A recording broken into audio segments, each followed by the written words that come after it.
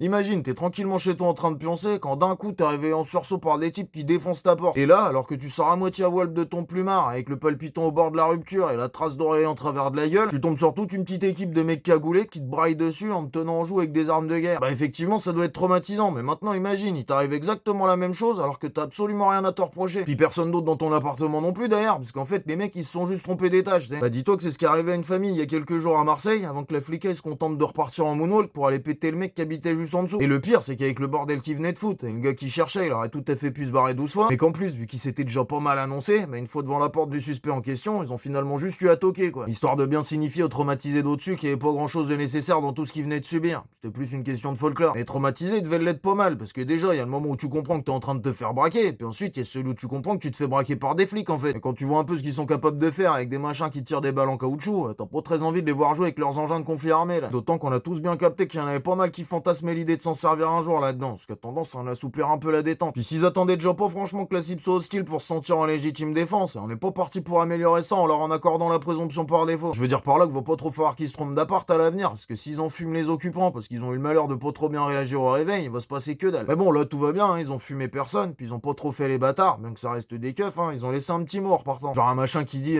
pardon pour la porte, on a pas fait exprès, c'est la faute à Dédé, il a pas bien compté les marches. Mais qui dit surtout que pour réparer, par contre, tu te démerdes, hein, tu trouves l'artisan, tu prends rendez-vous, tu le payes, et t'inquiète, on te remboursera après. Du coup, bah la famille va devoir expliquer à son gosse traumatisé que s'ils partent pas en vacances cette année, c'est parce que comme la flicaille galère à recruter, ils sont un peu obligés de prendre n'importe qui. Donc bien souvent, ceux qui ont bien plus envie de péter des portes que de compter les marches, quoi. Puis bah de les former à la ZEB, parce qu'on a pas que ça qu'à foutre non plus, hein, tant que ça tient la populace en respect, ça suffit. Bref, je t'invite à faire jouer un peu ton imagination là, hein, mais tu constateras qu'il y a tout un tas de gens à qui ça demandera pas cet effort. Et qu'en s'amusant à passer des lois qu'autorise la flicaille est aussi souple sur la gâchette que sur le bélier, va pas trop falloir s'attendre à ce que ça défonce que des portes du coup. Puis là, tu vas pas pouvoir te rassurer en te disant que ça tire que sur ceux qui le méritent, hein, parce qu'apparemment on leur apprend à se servir du flingue, mais pas de la boussole, quoi.